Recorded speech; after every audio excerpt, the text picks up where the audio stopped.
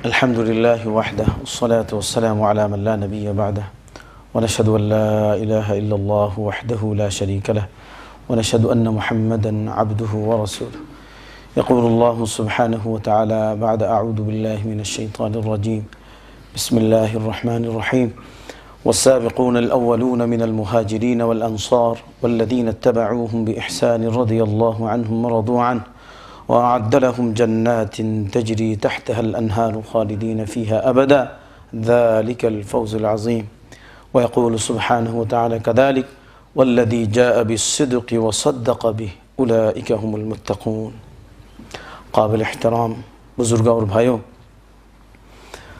اللہ سبحانہ وتعالی ہماری یہ بیٹھنے سننے کو قبول فرمائے اور ہمارے لیے آخرت میں نجات کے وسیلہ بنائے. یہ بابرکت مجلس ہیں اور ایسی شخصیت کے بارے میں ہم مذاکرے سن رہے ہیں. اللہ اکبر، جس کی سب سے مشہور بات کہ اینقص الدین وانا حی، کہ دین میں کوئی خلل آئے اور میں زندہ رہوں، یہ ہو ہی نہیں سکتا. اس بات کو، اس مشن کو لے کر آگے چلے. آج ہم بھی کلمہ والے ہیں. اور جناب جیسے مفتی صاحب پہلے فرما رہے تھے کہ حضور صلی اللہ علیہ وسلم نے اس کو صدیق اکبر کہلاتے تھے اور خلیفۃ رسول اللہ صلی اللہ علیہ وسلم ان کو کہلاتے تھے صحابہ. بلکہ حضرت عمر فاروق رضی اللہ تعالیٰ عنہ کے زمانہ میں جب ابو بکر رضی اللہ تعالیٰ عنہ کا انتقال ہو گیا تو ان کو یہ کہلاتے تھے خلیفۃ رسول اللہ صلی اللہ علیہ وسلم. تو عمر رضی اللہ تعالیٰ عنہ کہ بھائی یہ بہت لمبے ہو گئے. تو پھر امیر المومنین آئے. پھر جا کے امیر المومنین آئے. وہ کسی بدو نے بات کہا کر بھائی امیر المومنین کہاں ہیں؟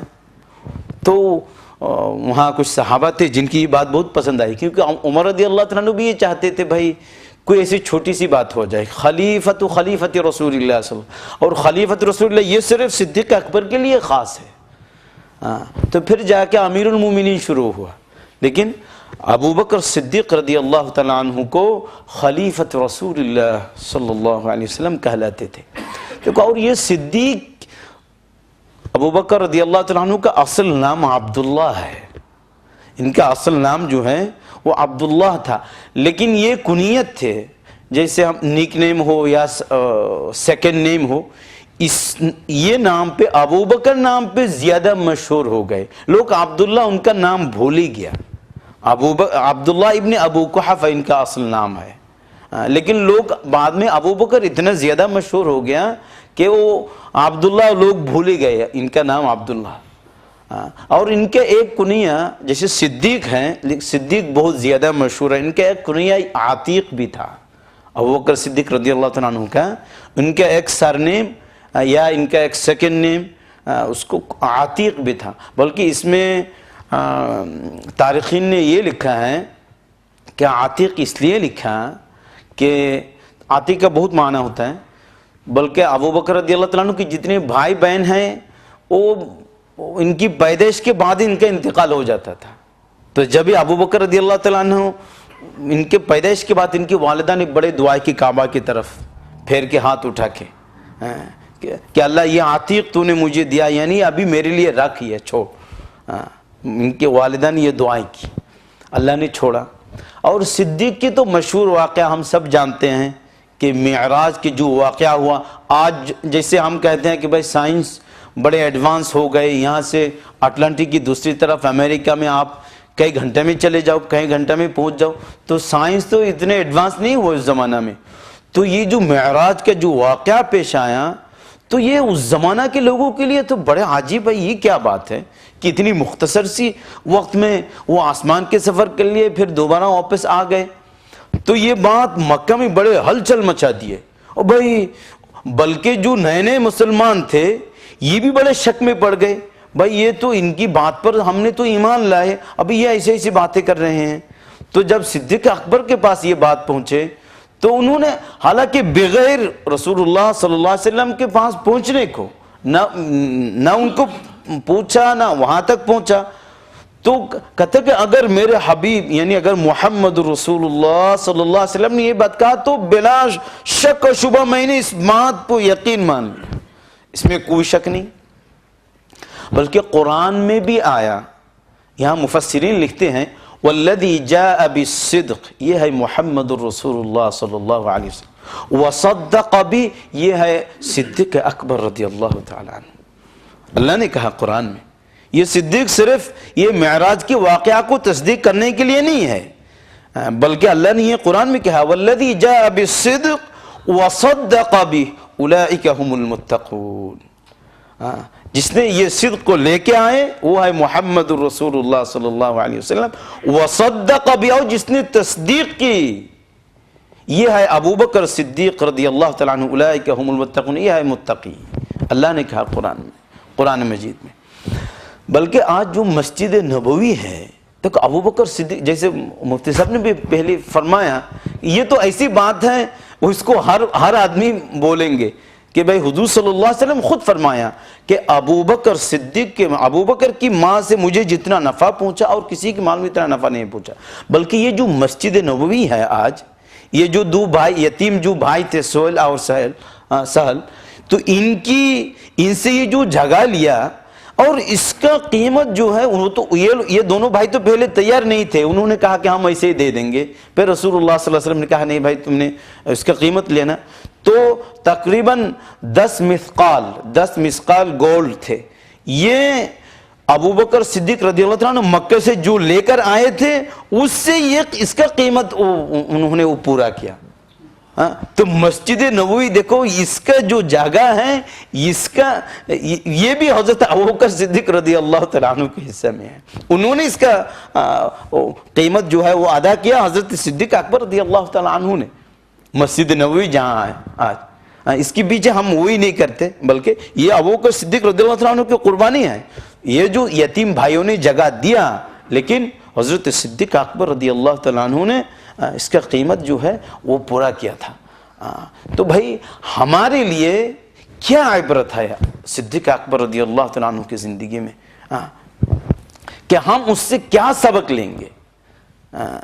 تو بلکہ وہ تو حضرت صدیق اکبر رضی اللہ تعالیٰ عنہ تو ایسے تھے، اللہ اکبر، ان کے آخری وقت جب آیا تو انہوں نے حضرت عائشہ صدیق رضی اللہ تعالیٰ عنہ ساتھ میں بیٹھی تھی، ان کو کہا میرا یہ فلانا جگہ جو ہے وہ بیچ دینا، اور آج تک میں نے بیت المال سے جو وظیفہ میں نے لیا اس کا رقم اتنا بنتا ہے، وہ کئی ہزار درہم ہوگا ٹوٹل، کہتا ہے کہ میرا یہ جگہ بیچ کر یہ پیسہ بیت المال میں واپس کرا دینا۔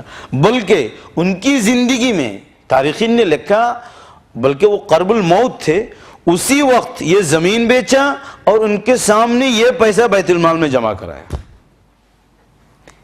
یعنی اس حالت میں دنیا سے چلے گئے، تشریف لے گئے کہ بیت المال سے، بلکہ یہ مسلمانوں نے تو مشورہ کر کے ان کا یہ وظیفہ مقرر کیا تھا، کیونکہ وہ تو پہلے بزنس مین تھے، وہ اسلام سے پہلے بھی یہ بہت بڑا بزنس مین تھا، سارے مال اللہ کے راستہ میں خرچ کر دیا۔ ابو قحافہ ان کے والد صاحب جو تھے وہ تو اس زمانہ میں بھی، اسلام سے پہلے بھی یہ بہت بڑا بزنس مین تھا۔ آج ہم سمجھ لیں زمانہ کی بلینئر ہے، ملینئر نہیں ہے، اس زمانہ کے وہ بہت بڑے تاجر تھے۔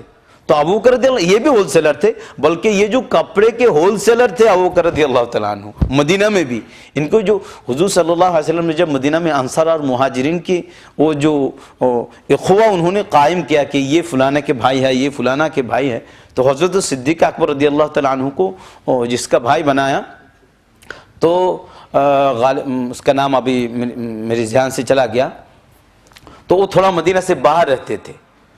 تو صدیق اکبر رضی اللہ تعالیٰ عنہ اسی زمانہ میں یہ کپڑے کے کام کرتے تھے، ان سے لوگ لاتے تھے، یہ ہول سیلر تھے، ان سے لوگ لا کر مدینہ کی بازار میں بیچتے تھے۔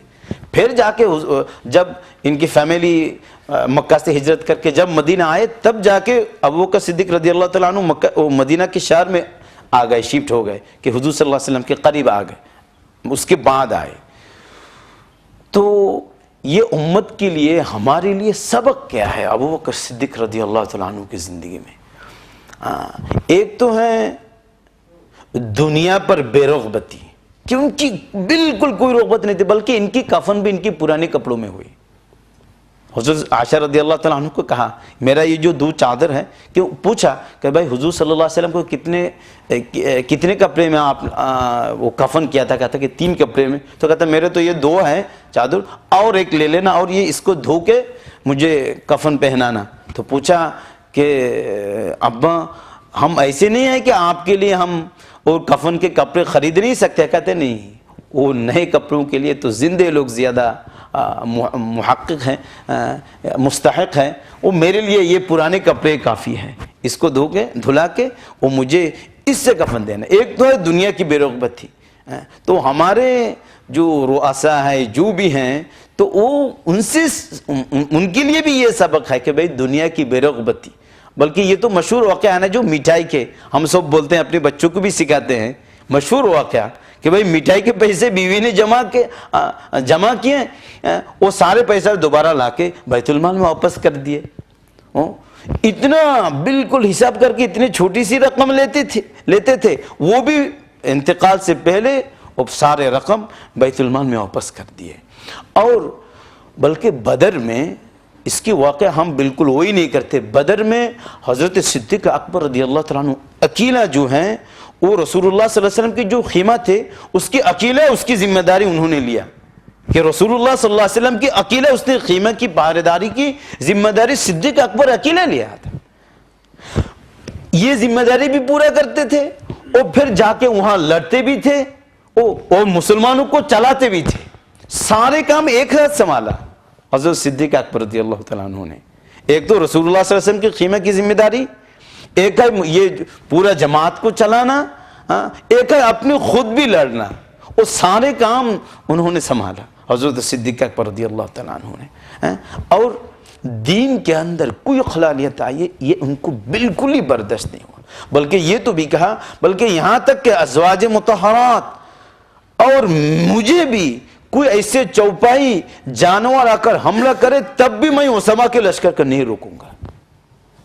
یعنی پورا مدینہ خالی ہو جائے تب بھی میں نے اسامہ کو لشکر کو مجھے روکنا نہیں. اور یہ قرآن کا جو جمع کرانا، یہ خدمت حضرت صدیق اکبر رضی اللہ تعالیٰ عنہ نے شروع کیا تھا. یہ خدمت بھی حضرت صدیق اکبر رضی اللہ تعالیٰ عنہ نے شروع کیا تھا. بلکہ حضرت عمر فاروق رضی اللہ تعالیٰ نے جب اصرار کی کہ حضرت، کیونکہ بہت سارے حفاظ جو صحابہ کرام کے اندر جو حفاظ تھے جب وہ شہید ہو گئے تو کہاں ابھی جیسے ہمارے سارے حفاظ دنیا سے جا رہے ہیں تو یہ قرآن کا کیا ہوگا، کیسے ہوگا، کیسے حفاظت ہوگی. تو عمر رضی اللہ تعالیٰ عنہ نے پہلے اس پہ اصرار کی کہ یا خلیفۃ رسول اللہ صلی اللہ علیہ وسلم اس پہ آپ سوچے، اس پہ کوئی کام شروع کریں. تو انہوں نے کہا کہ جو کام رسول اللہ صلی اللہ علیہ وسلم نے نہیں کیا تو میں کیسے کروں گا. پھر جا کے انہوں نے سمجھایا حضرت عمر رضی اللہ تعالیٰ عنہ، پھر اتفاق ہوئی، یہ کام شروع ہو گیا. حضرت ابوبکر رضی اللہ تعالیٰ عنہ کے زمانہ میں، عمر رضی اللہ تعالیٰ عنہ کام آگے اور بڑھایا، حضرت عثمان رضی اللہ تعالیٰ عنہ کے زمانہ میں یہ بالکل مکمل ہو گئے کام. تو اور ہم کہ بھئی، اور حضرت ابوبکر رضی اللہ تعالیٰ عنہ کی جو دعوت کی کام تھی اور جو دعوت انہوں نے شروع کیا، سب سے پہلے جن لوگوں کو بلایا دعوت دے کر، خود تو ایسے دعوت قبول کیا کہ نہ پوچھا بھئی آپ کون ہو، کیونکہ رسول اللہ صلی اللہ علیہ وسلم کو پہلے سے جانتے تھے. ان کی پورا زندگی حضرت ابوبکر صدیق رضی اللہ عنہ کے پاس تھے. اور ایک بات بھی نہیں پوچھا جب رسول اللہ صلی اللہ علیہ وسلم نے دعوت دی، ایک بات بھی نہیں پوچھا آپ کیسے آئے، کیا ہے، کیا آپ کی پروف ہے، کچھ نہیں پوچھا. بالکل دعوت دیتے ہی قبول کر لیا صدیق اکبر رضی اللہ تعالیٰ عنہ. بلکہ رسول اللہ صلی اللہ علیہ وسلم دیگر صحابہ یہ فرماتے تھے کہ جس دن ابوبکر صدیق رضی اللہ تعالیٰ عنہ نے اسلام قبول کیا، اس دن رسول اللہ صلی اللہ علیہ وسلم سے بڑھ کر کوئی آدمی اتنا اس کے اندر اتنا خوشی نہیں تھا آسمان کے نیچے زمین کے اوپر جتنا رسول اللہ صلی اللہ علیہ وسلم خوش ہوئے ابوبکر صدیق رضی اللہ عنہ کے اسلام لانے پر.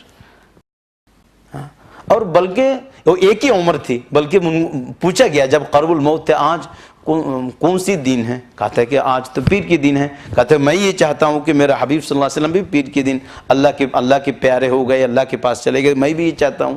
اور سیم عمر ہے، دونوں کی 63 تھے عمر، اور 2 سال سے کچھ مہینے زیادہ ہوں گے ان کی جو خلافت کے عرصہ جو ہے. اور اتنے فتنے اتنے حالات اس سب کو کتنے ہمت کے ساتھ اللہ اکبر اس سب چیزوں کو سنبھالا. اور بلکہ جب وصیت نامہ لکھا نا تو وہاں حضرت عثمان رضی اللہ تعالیٰ عنہ لکھ رہے تھے کہ بھائی یہ وصیت لکھو، یہ لکھو، یہ لکھو. وصیت نامہ لکھا تو وہاں ایک دفعہ وہ بے ہوش ہو گئے. جب ان کے بعد کون خلیفہ ہوگا تو یہاں حضرت ابوبکر رضی اللہ تعالیٰ عنہ بے ہوش ہو گئے. تو عثمان رضی اللہ تعالیٰ عنہ آگے جا کے یہاں عمر رضی اللہ تعالیٰ عنہ کا نام لکھ لیا، خود لکھا. تب جب ہوش میں آئے پوچھا اچھا کہاں تک لکھا، کیا لکھا؟ کہتا یہ لکھا. تو کہا کہ میں نے تو یہ اپنی طرف سے یہ لکھ دیا. کہتا یہ تو میری بات تھی، میرا دل میں چاہت یہ بھی تھی کہ تم عمر رضی اللہ تعالیٰ عنہ کے نام ادھر لکھو. تو بلکہ صحابہ اور یہ جن لوگوں کو سب سے پہلے دعوت دی ان میں اکثر جو ہے وہ عشرہ مبشرین میں سے ہیں. حضرت عثمان رضی اللہ تعالیٰ عنہ کو بھی انہوں نے دعوت دی، حضرت عبد الرحمن ابن عوف رضی اللہ تعالیٰ عنہ کو انہوں نے دعوت دی، حضرت زبیر ابن عوام رضی اللہ تعالیٰ عنہ کو انہوں نے دعوت دی، بلکہ حضرت طلحہ ابن عبید اللہ رضی اللہ تعالیٰ عنہ کو بھی دعوت دی، حضرت سعد ابن ابی وقاص رضی اللہ تعالیٰ عنہ کو بھی دعوت دی، حضرت صدیق اکبر. تو یہ اکثر جو ہے یہ عشرہ مبشرین میں سے ہیں جن لوگوں کو حضرت صدیق اکبر رضی اللہ تعالیٰ عنہ نے سب سے پہلے دعوت دی. اور آج تک جو سلسلہ چل رہے ہیں، قیامت تک جو سلسلہ چلیں گے وہ تو ماشاءاللہ ان کے ختم میں پہنچ جائیں گے حضرت صدیق اکبر رضی اللہ تعالیٰ عنہ کے. اور یہ اس دعوت کی کام لے کر آگے چلا. اور دین کی جو تقاضے ہیں اس پر چاہے اپنا جان جائے، اپنا مال جائے. تابوک کے واقعات تو ہم سب کو پتہ ہے کہ بھائی اپنا سب کچھ قربان کر دیے. تو اس لیے میرے بھائیوں کہ ہم بھی اپنی زندگی میں جیسے صدیق اکبر رضی اللہ تعالیٰ عنہ کو جیسے صدیق اکبر رضی اللہ تعالیٰ عنہ اسلام کی جھنڈا لے کر، اور تابوک میں جھنڈا بھی حضرت صدیق اکبر رضی اللہ تعالیٰ عنہ کے پاس تھے، اور تابوک حضور صلی اللہ علیہ وسلم کے ہوتے ہوئے آخری غزوہ جو ہے، آخری جنگ ہے. تو صدیق اکبر رضی اللہ تعالیٰ عنہ نے کیسے ہمت کے ساتھ یہ فتنے کی زمانہ، اس چاروں طرف فتنہ ہی فتنہ، اس فتنے کے زمانہ میں ہمت کے ساتھ سنبھالا اسلام کے جھنڈا کو. آج ہم کلمہ والے ہیں.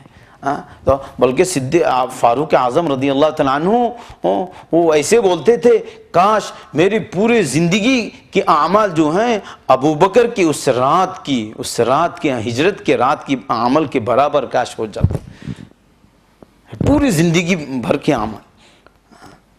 تو کہ بھئی دین کی جب بھی کوئی دین کی تقاضا آئے تو اپنے آپ کو پیش کرے لبیک. کیونکہ صدیق اکبر کیا ہے، اینقص الدین وانا حی، یعنی اپنے آپ کے میں زندہ، یہ ہو ہی نہیں سکتا کہ میں زندہ رہوں اور اسلام میں کوئی خلالیت آئے. بلکہ زکوٰۃ کے بارے میں یہ کہا کہ اگر کوئی یعنی زکوٰۃ کی جو جانور اونٹ ہو وغیرہ جو بھی ہو، اگر اس کے حساب میں اگر کوئی رسی بھی آئے، یعنی جانوروں کو باندھ کر لے جانے میں رسی بھی، اگر وہ رسی نہ دینے بھی، اگر رسی ادا کرنے میں تیار نہ بھی، تو بلکہ میں اس کے خلاف جنگ لڑنے کے لیے میں تیار ہو جاؤں. یعنی اسلام کی کسی بھی حکم اگر اس میں کوئی خلالیت آئے تو ابو بکر صدیق رضی اللہ تعالیٰ عنہ وہ برداشت نہیں ہوتے.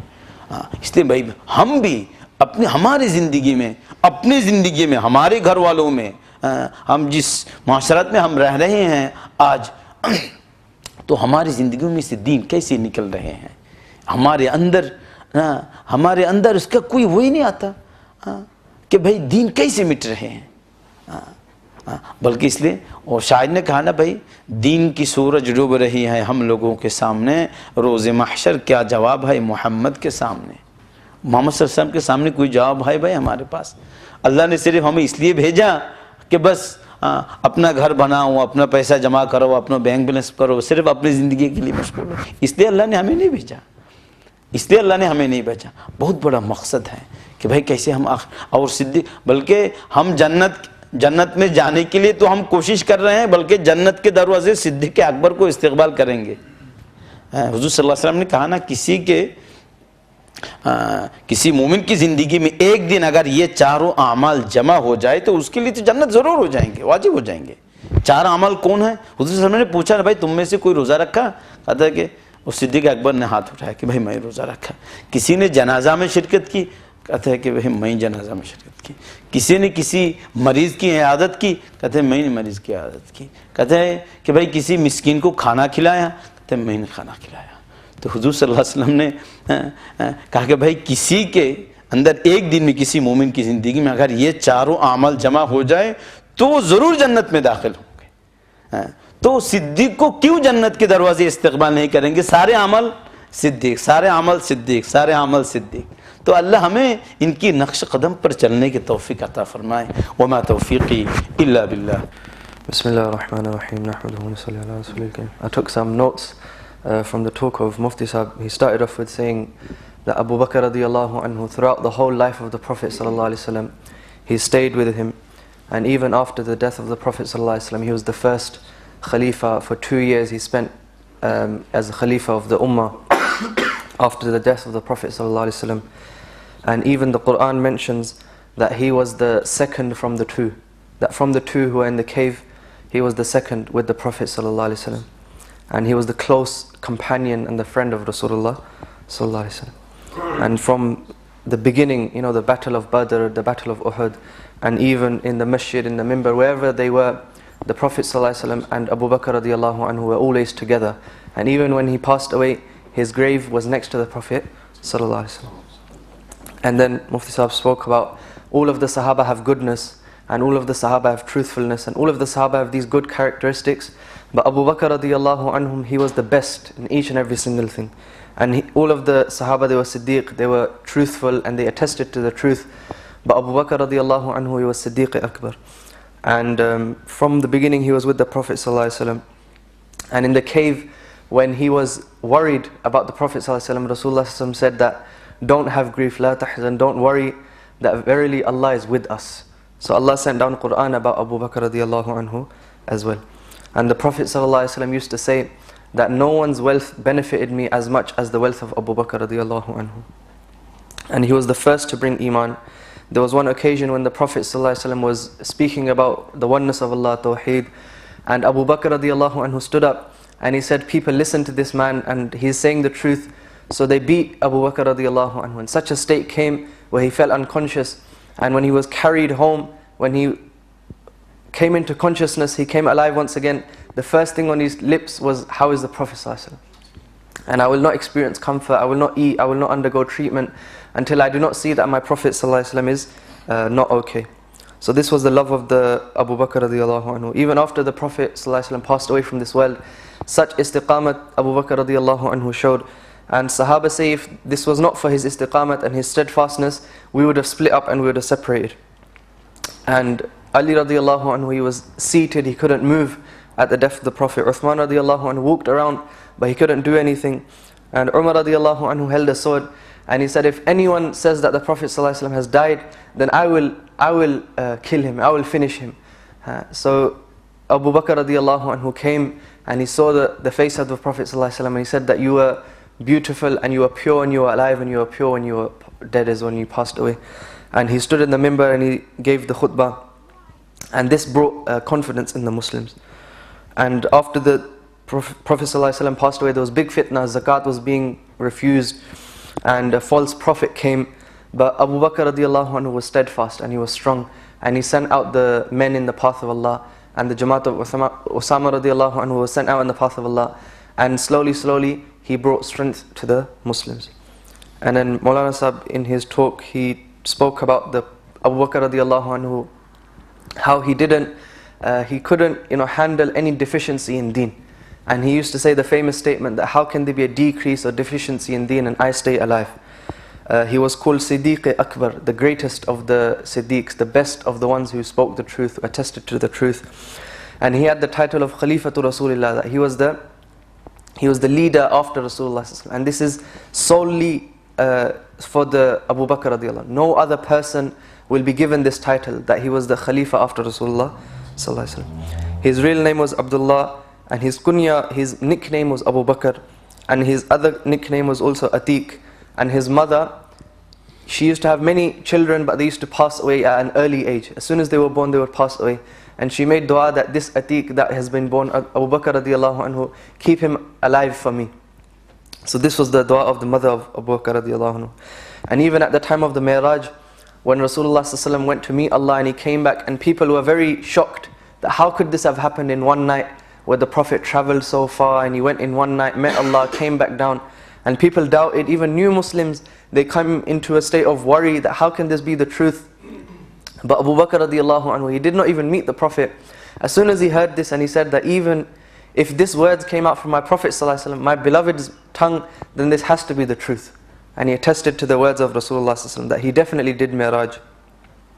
And in the Quran, Mawlana Sahib, he read one ayat that Allah subhanahu wa ta'ala talks about the one who brought the truth, meaning the Prophet ﷺ, and the one who attested to the truth was Abu Bakr radiallahu anhu. So Allah talked about Abu Bakr radiallahu anhu in the Quran as well. The land of Masjid al-Nabawi, it was two orphan brothers used to own, and Abu Bakr radiallahu anhu was the one who gave the money for that piece of land, and he gave 10 mithqal of gold by Abu Bakr radiallahu anhu to the landowners. And when he was about to pass away, he said to his daughter that sell this piece of land, and I took this many thousand, however currency it was from the Baytul Mal, return this to the Baytul Mal as well. So he left this well when he was completely free of any debt, and he didn't. And before Islam he was a billionaire of the time, and he had a big clothing business, wholesaler. But the lesson from his life is that he had detachment from dunya. Even when he was passing away, he was buried in his old clothes. People asked that, should we not buy new clothes, new kafan for you? He said, these are more suitable for people who are alive. I'm going to go from this well, bury me in these old clothes, wash them and bury me in these same clothes. And another lesson was that he single-handedly, thought that deen was his responsibility. In Badr, he protected the Prophet ﷺ single-handedly, and he fought, and he also ran the Jamaat. All of these responsibilities, he said that these are all my responsibilities. And when Prophet ﷺ passed away, he made such statements which brought confidence and strength to the believers, that even if wild dogs were to come to Medina and attack me and attack the wives of the Prophet ﷺ, I can handle, but these Jamaats have to go out in the path of Allah. And deen cannot be decreased while Abu Bakr radiallahu anhu stayed alive. So these were just some of the points. Even in the last battle, Abu Bakr radiallahu anhu, he had the flag. And the same way, the message is that we should also hold the flag of Islam and protect the deen. The same way Abu Bakr radiallahu anhu couldn't bear any decrease or deficiency in deen, we should also have this jazba and this type of motivation that deen is my responsibility, and we should uphold the flag of Islam and protect the deen. And like we are waiting for the doors of Jannah, and we are awaiting and making dua, the doors of Jannah are awaiting Abu Bakr radiallahu anhu because of his sacrifice. So we ask Allah subhanahu wa ta'ala to grant us all tawfiq and ability.